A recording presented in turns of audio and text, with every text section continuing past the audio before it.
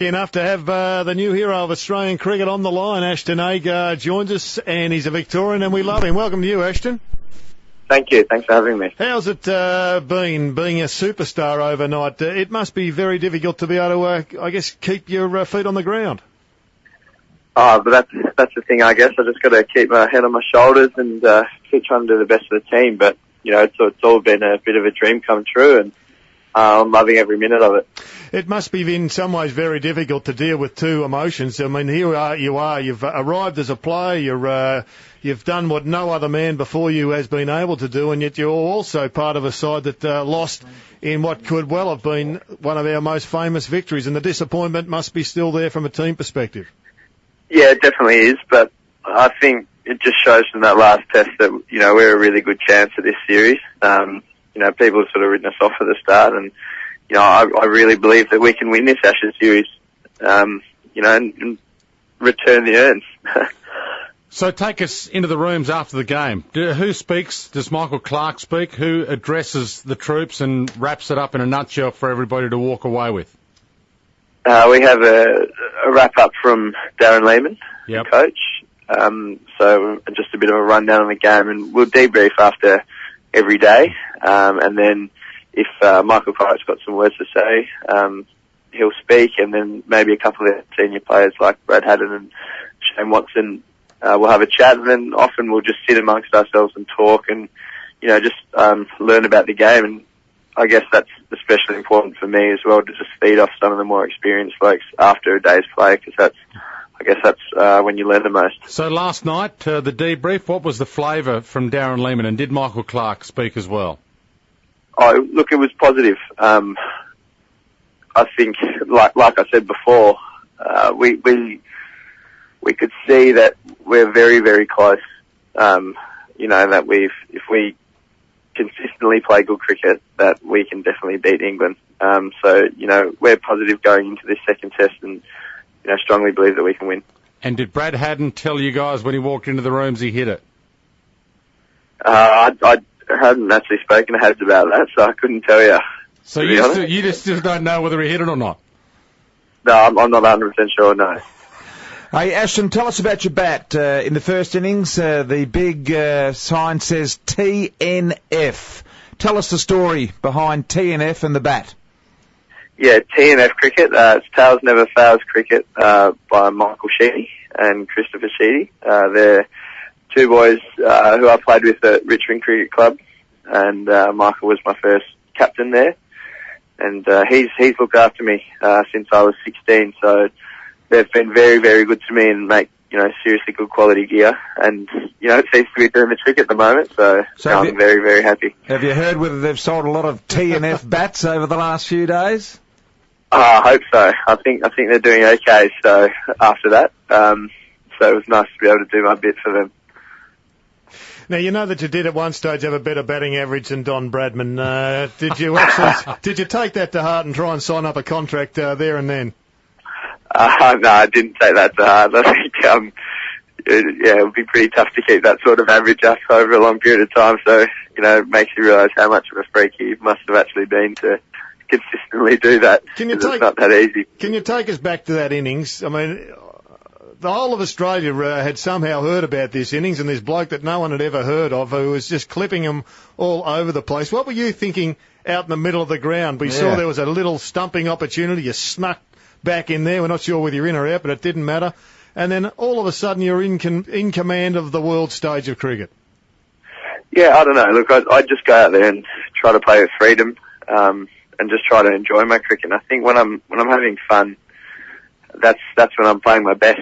And I know that now. Like I really believe that. So each time I go out to bat, it's sort of just see the ball and react, and you know that. And I've got my teammates back the way I play, and so does Darren Lehman. So to have that support and to go out there knowing I can play with freedom helps a lot. Yeah, but come on, Ashton. 3 years ago, you were playing on the sandbanks down at Brighton Beach. All of a sudden, you are out in the middle of a very serious game of cricket, and you've got all these superstars. You're at Lord's next up. Around you. Lord's next week, and you are flogging the Poms to the boundary line. It must have been magnificent. It was great, yeah. It was it was great. I've always dreamed of doing that, and to have blokes like Jimmy Anderson and Stuart Broad and Graham Swan coming in and bowling at me was all a little bit surreal, but because I watched those blokes when I was a lot younger, and in previous Ashes series, so yeah, it was a very exciting moment. How did you keep it a secret? How many days before the test did you know? Obviously your family were there, so you must have known, and how difficult was that for you? It wasn't too difficult. I found out 2 days before the test, and I was allowed to tell my family straight away, so I was on the phone to them immediately, and they flew over and came and watched the first test, and so did my brothers. So they're the only people I really wanted to tell. So as long as they knew, I was happy. But then when everyone found out, it was all a bit of a shock, really. If only there was that kind of veil of secrecy as some of the football clubs here. Things get out within a minute. You kept a secret with your family for 2 days. Ashton, your demeanour, as good as your innings of 98 was, your demeanour when you got out too short of what was going to be the all-time greatest ton, probably in Australian Test cricket, let's face it. Your demeanour, you laughed, and you seemed as if you kind of realised that don't take this too seriously, this is just a great moment. And you savoured it. I think you endeared yourself to everybody at that moment too. Yeah, it was just all a bit surreal, I guess.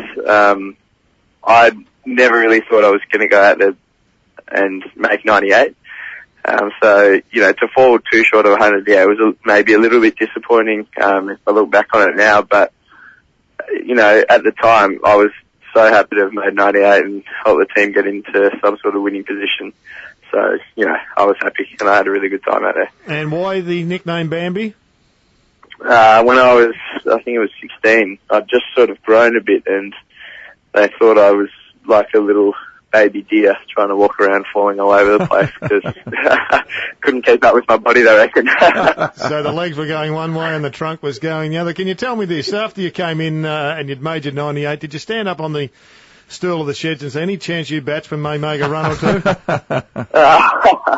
No, but, I really believe in our batting lineup. We've got a seriously good batting lineup, and, if they fire, I think they can be unstoppable. How do you think you bowled? Because that's the reason you're in the Test team. Yeah, I was really happy with the way I bowled, more so in the second innings. I felt like I had really good consistency. There was plenty of turn out there on that wicket, which helped. I'm really confident going into the second test with my bowling now. Do you know how big you are here in Australia? I don't think so, no. You're everywhere. I'm not sure if you're on Twitter, everybody's talking about you here in Australia. You're front page of every newspaper, every talkback radio station is talking about you. It's a hard act to follow, but you're an absolute delight to have as an Australian cricketer, because there hasn't been an Australian cricketer, and take this for what it's worth, but it's gospel, I'm not sure there's been an Australian cricketer loved as much as you for a decade. Yeah, I can attest to you, Ashton. My wife wants to meet you. No, I don't mean that way, Gerard.